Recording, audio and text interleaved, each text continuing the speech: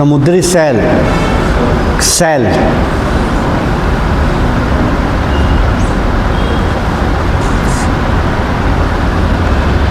डूंग, डूंग, डूंग, डूंग, डूंग, डूंग, डूंग होता है ना, डूंग,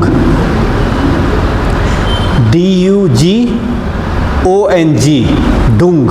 हिंदी में उसको डूंग बोलेंगे, नहीं।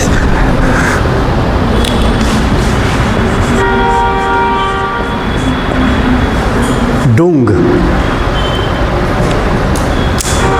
कौमा, कछुए, मगरमच्छ,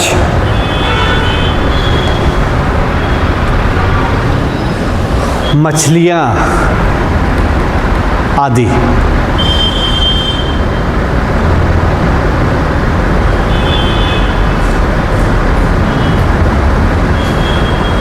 ठीक है, ये हॉट स्पॉट हो गया।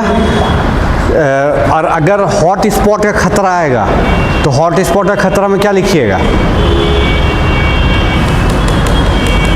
वही अवैध शिकार होगा ना, क्योंकि हॉट स्पॉट में वहाँ का हम स्थानीय जीव को मारते जा रहे हैं, तो बचेगा।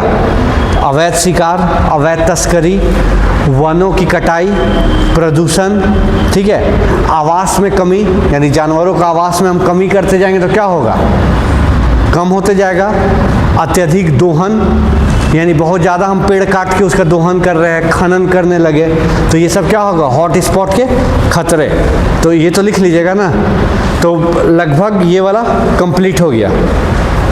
अब था इसी में बहुत सारा, खैर वो ज़रूरी नहीं है, अगर आपको इच्छा करे तो ऐसे भी पढ़ लीजिएगा। बहुत सारा रिपोर्ट बना था पश्चिमी घाट पे, कस्तूरी रंगन समिति बना, गाडगिल समिति बना, ये सब पश्चिमी घाट पे रिपोर्ट पेश किया था कि क्या स्थिति है हॉट स्पॉट का, क्या नहीं है, क्योंकि बहुत सारा समिति बनता है ना। जैसे जीएसटी किस समिति की सिफारिश पे लागू हुआ? जीएसटी किस समिति की सिफारिश पे लागू हुआ? विजय केलकर, ठीक है। मूल कर्तव्य किस किस समिति पे से लागू हुआ? स्वर्ण सिंह समिति, सीडीपीओ में भी आया था ना। तो ये सब कुछ कुछ है। उसी तरह पश्चिमी घाट पे 2-3 समिति बना था, कस्तूरी रंगन, गाडगिल, ये सब बना था, जो रिपोर्ट पेश किया कि क्या है क्या नहीं, ताकि सरकार उस पर काम कर सके, मतलब पता चल सके क्या है। जैसे अभी किसका बात चल रहा है? एक देश एक चुनाव, कौन सा समिति बना है? रामनाथ कोविंद की अध्यक्षता में बन समिति बना, तो रामनाथ कोविंद की अध्यक्षता में वो समिति बना है, ठीक है। तो ऐसा बहुत सारा चीज़ है। फिर आपका जो नया शिक्षा नीति था उसके लिए कौन सा समिति बना था?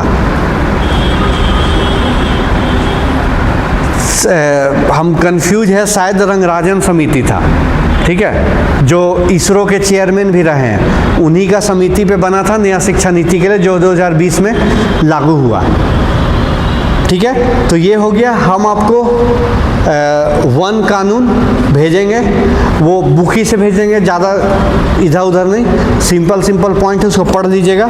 अब हम लोग को साइंस टेक में हम सीधा स्टार्ट करेंगे, ठीक है। तो खैर अब तो हो गया टाइम, कल ही करते। तो कल देखिए, कल बेसिकली हम आएंगे तो सबसे पहले मिसाइल को मिसाइल बोलते हैं, सबसे पहले आपको उपग्रह बताएंगे, ठीक है। उपग्रह क्या है क्या नहीं है, पोलर सैटेलाइट क्या होता है, जियो सैटेलाइट क्या होता है, पीएसएलवी क्या है, जीएसएलवी क्या है, वो बता देंगे। वो थोड़ा बहुत लिखवा के कल ही हम क्या करेंगे, नाभिकीय ऊर्जा, वो ज़रूरी है क्योंकि बहुत बार आता है। और देखिएगा पर्यावरण में एक चैप्टर है क्या, पारंपरिक गैर पारंपरिक ऊर्जा के स्रोत। तो ये हम लोग बहुत डिटेल में कहाँ पढ़ें, प्राकृतिक संसाधन में, इसमें पढ़े ना हम लोग। क्या पढ़े उसमें से? नवीकरणीय, अनवीकरणीय। तो जो नवीकरणीय होगा वो क्या हो जाएगा, गैर पारंपरिक, क्योंकि नवीकरणीय क्या है, अभी हम लोग यूज़ कर रहे हैं। और जो अनवीकरणीय से कोयला, पेट्रोल, ये क्या है, पारंपरिक, जो हम लोग पहले से कर रहे हैं। जैसे गैर पारंपरिक में क्या आ जाएगा, सौर ऊर्जा, महासागरीय ऊर्जा, उसी का तरंग ऊर्जा, ठीक है, ताप विद्युत ऊर्जा, सब उसी में आ जाएगा। जलीय ऊर्जा, महासागरीय ऊर्जा, बहुत सारा चीज़ें उसी में आ जाएगा। तो वो सब क्या हो गया, गैर पारंपरिक स्रोत। गैर पारंपरिक का मतलब समझ लीजिए जिसका परंपरा यानी पहले से उपयोग नहीं हो रहा, अभी स्टार्ट किया है, गैर पारंपरिक हो गया। और जो पारंपरिक स्रोत हो गया जो पहले से हम लोग करते आ रहे हैं। तो कोयला बहुत दिन से कर रहे हैं, पेट्रोल बहुत दिन से कर रहे हैं, तो ये सब ऊर्जा। तो वो उसको पढ़ लीजिए और नवीकरणीय अनवीकरणीय पढ़ लीजिए, दोनों सेम है। लेकिन अंतर एक बता दे रहे हैं, हम लोग पढ़े हैं प्राकृतिक संसाधन, सिर्फ ऊर्जा नहीं पढ़े, उसमें ऊर्जा संसाधन भी हम लोग पढ़े हैं। नोट्स देख लीजिएगा, यहाँ जो पढ़ना है यहाँ सिंपली लिखा हुआ है ऊर्जा के पारंपरिक एवं गैर पारंपरिक स्रोत।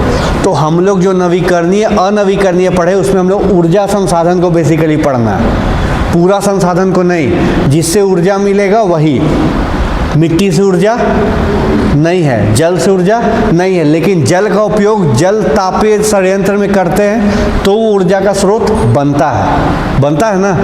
महासागर का जल का जब उपयोग करते हैं टरबाइन घुमाने में तब वो महासागरीय ऊर्जा हम लोग को मिलता है। तो ये चीज़ याद रखिएगा, ठीक है। वो हो गया। अब उससे पहले है थोड़ा सा ये विज्ञान एवं प्रौद्योगिकी नीति, ठीक है। तो वो सब थोड़ा लेंदी चीज़ है, वो सब भी हम भेज देंगे, ठीक है। क्योंकि 5-6 नीति बना था, चूँकि भारत का पढ़ना है तो भारत में आज़ाद हुए लगभग 75-76 साल हो रहा है। तो वो कुछ नहीं है, एग्ज़ाम के पहले उसको पढ़ लीजिएगा, अगर याद कर पाए तो ठीक है, नहीं तो वो आता नहीं है जनरली, और आएगा तो थोड़ा लेंदी होगा। क्योंकि कोई भी नीति आप पढ़ लीजिए वो लेंदी होता है, नीति छोटा नहीं होता है, बहुत बड़ा नीति होता है, ठीक है। झारखंड का रहता तो झारखंड में हो सकता है 1-2 आता, लेकिन चूंकि भारत का पढ़ना है तो स्वास्थ्य नीति भी पढ़ना है उसी में लास्ट में। तो अगर होगा तो मैडम पढ़ाएंगे स्वास्थ्य नीति और ये जैव तकनीकी सब वाला पार्ट, ठीक है।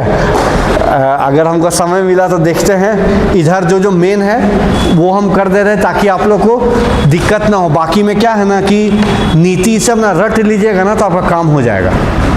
जैसे उसमें बीमारी सब है,